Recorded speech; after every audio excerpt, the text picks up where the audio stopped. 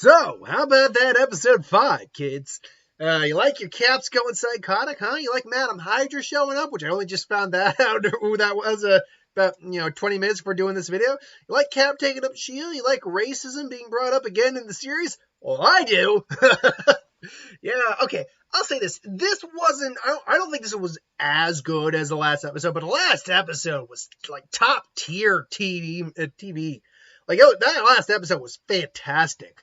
This is still a great follow-up because it answers a lot of the questions we were having. Let's just start from the beginning. That John Walker thing happens at the very beginning where he has to escape. He's not well. He's hearing Lamar's voice in his head. And Bucky and Sam have to go and confront. He's like, we don't want any more of us to get hurt. And now he's just like, you have to give up the shield. And he's just me like, oh, that's what this is about. He's clearly going off the deep end here. And then just you get that line, like, I just don't want to do this. And then Sam just looks down. Yeah, we do. And then the fight goes, and the fight is brutal. And you think that Bucky and Sam being just more skilled overall, plus, Bucky's the Winter Soldier, shouldn't be that difficult. But Walker is a loose cannon at this point. He is full with rage. He's unpredictable, and he's souped up on a super soldier serum where he literally tore Falcon's wings off. Like, holy shit. He beats the hell out of them. Don't get me wrong, they get their good licks in too, obviously, but he beats the hell out of them. But ultimately, it was Bucky who got to beat fake Captain America. And I'm like, fuck yeah. I was wondering if he's going to have to detach his arm, because we see his arm is like kind of shorted out a bit when it hits that pillar, Steve Beam. And the fact they broke Walker's arm to him, like, ah!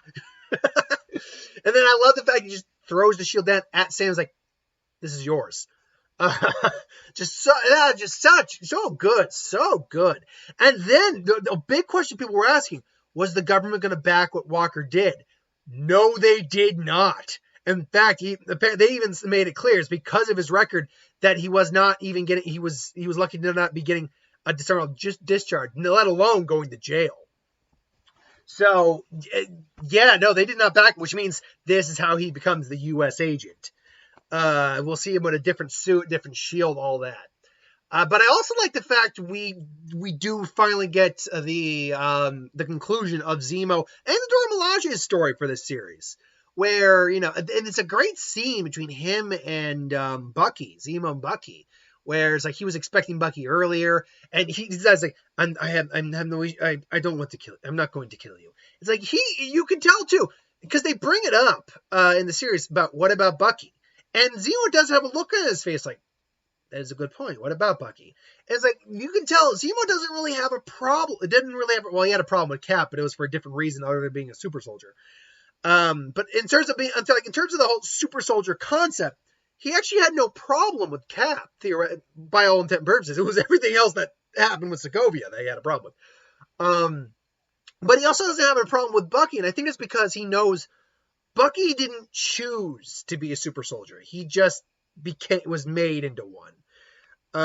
So I think this is where the respect comes as like he's trying to be something more than what they made him. And I think you can tell in their conversation with each other that he actually does trust Bucky. He extends, he says, I crossed my name out in your book.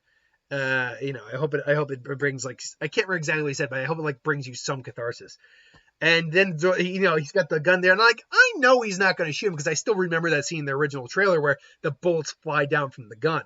So or he throws the bullets down. So I'm like, okay. And we all know he wasn't going to shoot Zemo. But Zemo wasn't even sure. And Bucky's actually got this look on his face like, yeah, no, I'm not the Winter Soldier anymore. Take him away, girls. And then the Dora Milaje come up. I'm like, yeah. And let's be clear, too. They're not going to kill him. They're locking him away on the raft. Guess who else is on the raft? The Abomination. Guess who else is showing up in a Disney Plus series later on? In She-Hulk. Abomination. Guess who are two characters that happen to make a part of the Thunderbolts? Abomination and Zemo. I'm not saying that's where they're going, but they don't leave loose ends like that. No. They will leave that open for use later down the road. Hence Abomination coming back into the fray. So I'm just saying, and then I like the fact too that you should stay out of Wakanda for a while. I got one more favor. I do like the fact that there's nothing romantic at this time between Ao and Bucky, which I do like the fact that I'm sorry. When I immediately saw that Sam and I believe Sam's sister, Bucky and Sam started kind of flirting just a little bit. Hey, I'm Jan. I think he said his name is Bucky. It's like, I'm Bucky, or I'm Buck, or Jay. I can't remember. It's AJ. Sarah. You can see the look of it. I cracked up for a good 15 minutes. I don't know why I found that so hilarious, but I'm like, of course he would. Of course it's like, hey, we got a mutual friend here. You're attractive, I'm not bad looking myself. It's like, hey. It's like, yeah, by the way, you flirt with my sister, I'm going to gut you and feed you to the fish. I don't know why. I just found that so hilarious. Sometimes you need a good laugh. Yeah, then we get like a lot of payoff later down the road. The scene, man, that scene where he had to go tell Hoskins' family what happened. And the fact that, he got justice and all that. And, oh, man, it's just, that's hard. It's also hard to see. It's amazing what they're doing with Wyatt Russell, with this character, that you still feel sympathy for him. Because he even says, like, he didn't make himself Captain America. He didn't declare himself Captain America. You, talking to like the government all the time, you made me Captain America. You put the weight on my shoulders, and the weight the camera, and we see it more with the like the people of the countries getting ready to vote. That one guy, like, wow, this guy's an asshole.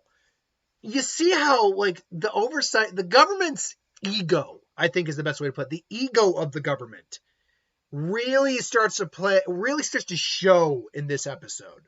Because not only do we get that scene where they're just not even hearing John out, at least letting him give his side of the story. They're like, no, and just return the shield and all that. Where we get that very good line from, I believe that was Louis Dreyfus, right? Louis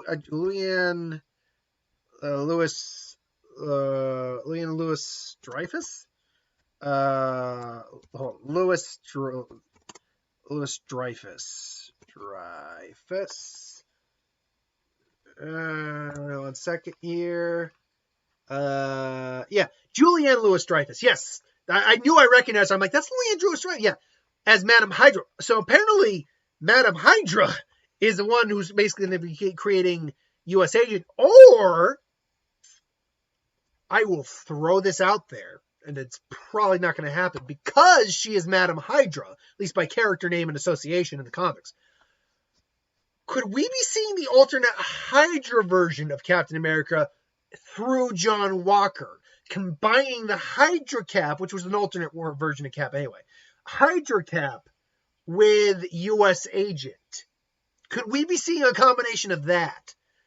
I'm going more with a U.S. Agent because Hydra is pretty much disbanded. There's still remnants of Hydra around, obviously, but I think even though she's technically Madam Hydra, I think she's going to be U.S. Agent being manipulated by Hydra that still exists within the United States. So that's why I think we're going to get out of that. But I do like the fact that she points out, technically that shield doesn't belong to the government. Because there's been a standing question about who does that shield really belong to? It doesn't really belong to the government. It's a gray area apparently for them. So yeah, it's like that's really just their ego. It's like, no, we made Captain America. That shield is ours. It's like, no, it's not. No, it's not. Get off your asses. So, which leads, by the way, into the other arrogance ego of the government, and ego and what's the best way to put this?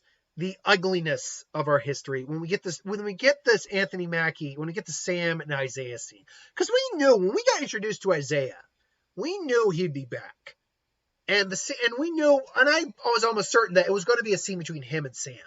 What's very interesting, though, is that we do see a man who has seen a lot of racism and pain in his life. And not just that, but abuse from his government and his country.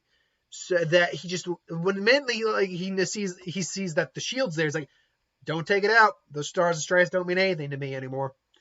And yeah, I'm like, you see it from someone who doesn't trust A, the government, B, white people. I mean, and you see Sam's side of it where he even points out at one point too, it's like, it's not, it's like that blonde eye, blue eyes, it's like, and where he's kind of basically, mocking Steve, and, mocking what Steve stood for. And, Sam's like, it wasn't Steve's fault you got arrested. And you do see that look. It's not very, it doesn't, because the scene continues on very quickly after that, but you do see that look on Isaiah's face too, where he's like, he can tell he's little, he can even tell he's let his anger cloud his judgment to some degree. Like, okay, he's right. I shouldn't be blaming one man for what a government did. You're right. He never said that, but in his head, you're like, okay, you're right. He wasn't the reason I went to jail, but still, you get that scene with them, and it's just like, what does it mean to be Captain America and the government, and can you trust it? And basically says, no black man's, they're never going to let a black man be Captain America. And even if they did, no self-respecting black man would. And I need to be very careful too. Obviously, I am clearly the right skin color to be talking about this. But I mean, it's still part of the show, so it's worth talking about. But I understand, remember, everything I say comes from the standpoint of a pasty-faced peckerwood. Is that terminology I heard at one point. I think it was Christopher Titus who said that. Another pasty-faced peckerwood, but a very funny comedian. But no. And you can see Sam's look on his face. But then you ultimately get to the conversation he has with his sister. I can't remember all of it, admittedly, but I do remember the basis of it, where it's like, you're going to let him get in your head and tell you who you are. And that ultimately leads to the conversation with Sam and Bucky. I like to, because we later see Sam training to properly use the shield. And he's not naturally get to that. He's naturally athletic thanks to having to use the Falcon suit, but acrobatic, but he's not naturally get to with the shield. He has to practice that. But I like the fact they're kind of just tossing the shield around, basically like playing catch, like throwing a football around and just having a conversation. But that leads to that line that I think is actually a really poignant line. That I think many of us have not been focused, because it calls back to the line that Bucky had in the second episode, where Steve put everything on you, and what if he was wrong? And if he was wrong about you, then maybe he was wrong about me. But then Bucky and Sam are talking, and Bucky basically says, "This is a hard pill to swallow," but Steve isn't always right. And that's the thing I think even a lot of us as viewers have forgotten about Steve Rogers, that he was Captain America. He stood for what was right. He was a moral guy. He never looked down from like a fight. He always stood up for what was right. But he's still just a man. He's not infallible. And, maybe Steve wasn't right. Now, obviously, it looks like Sam's going to take up the shield. Whether he takes up Captain America's mantle, that's another thing entirely. But he's taking up the shield. And he's clearly getting decked out with new Wakandan Falcon wings, which are going to be made of vibranium, which who knows what else those sons of bitches going to do. Ooh, that's going to be fun. Because we're going to get that, obviously, in the next episode, where he faces up against Batroc at least. Because we know Batroc, we're going to talk about that too. That's the last thing I want to talk about.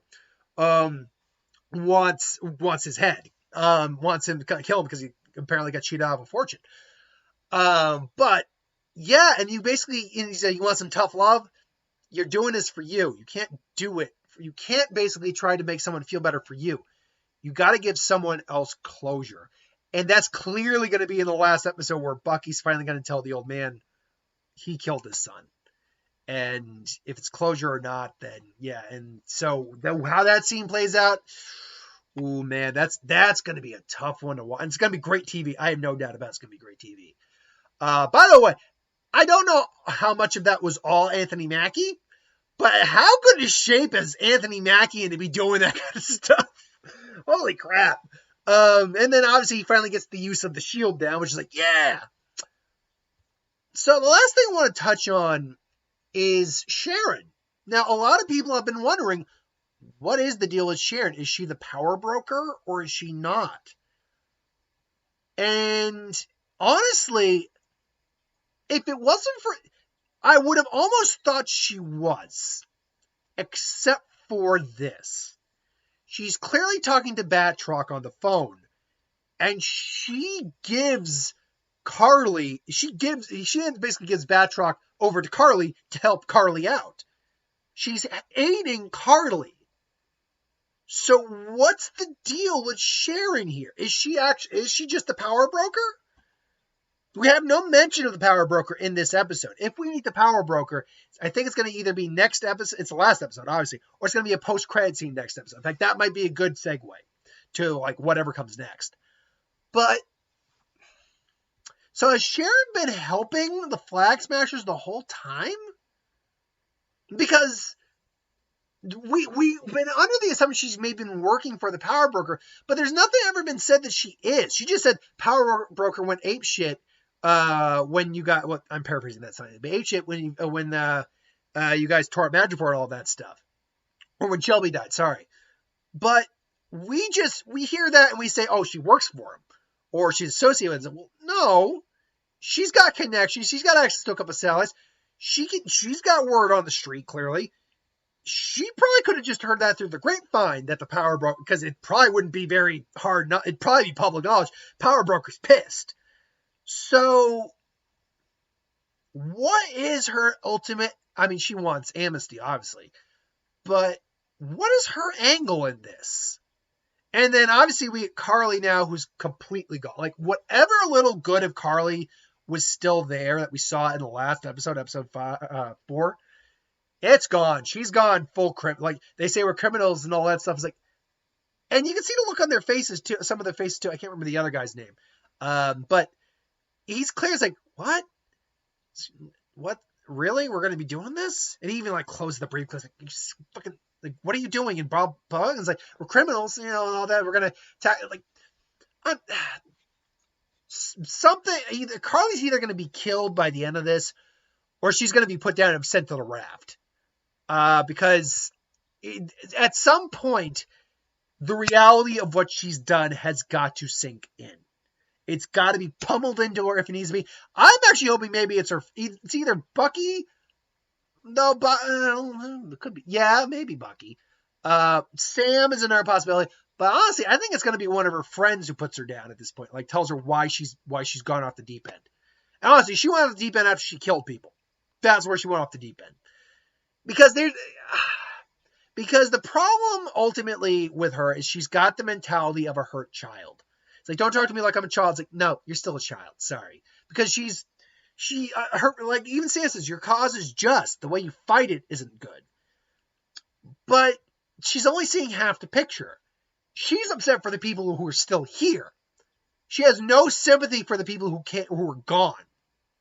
Like, yeah, I get it. You're getting displaced again, and I'm sorry. And like, that's terrible. There is got to be some way to work around that. But you got to also understand where the people who were gone are coming from. What are the people who were gone and now came back supposed to do? What are they supposed to do? If you don't have an answer for that, then you have no business doing what you're doing. If you had even an answer, even if it was a bad answer, then that's at least some level of justification for what you're doing on the other half of your cause. But if you don't have an answer for one half, you have no business fighting the other half, because both halves make a whole of the entire situation. And that, folks, is math. So, yeah, Carly doesn't need to die, although Zemo does that she's radicalized now. And Bucky does.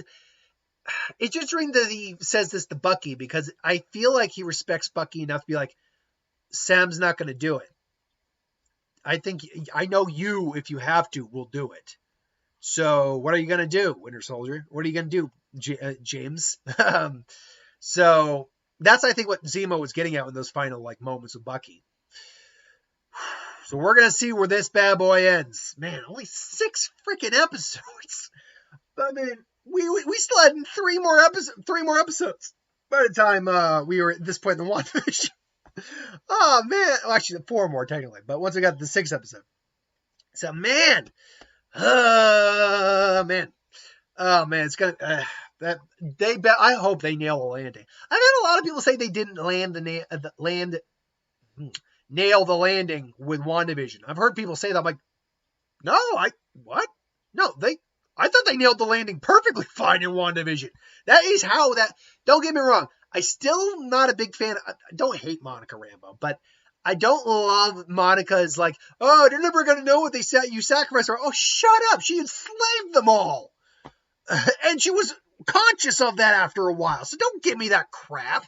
Yes, Wanda's technically a victim in her own right, but she was the victimizer for the majority of the series.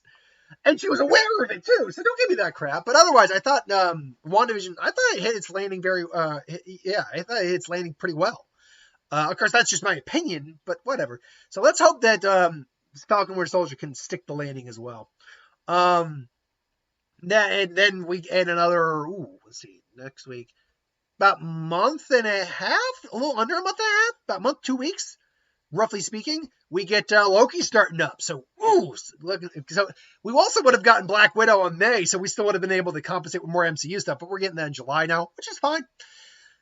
Anyway, great episode. What do you think of the episode? Any theories going into the final episode? Let me know. But until then, thanks for watching. Hope you enjoyed. Like, comment, share, subscribe. As always, if you want us to review something, put in the comments below. Let us know. We'll do a review at some point. Hit that bell if you want to be notified. I'll see you folks later. Tomorrow will be the what if. That's all I got planned for tomorrow. So thanks for watching. See you later.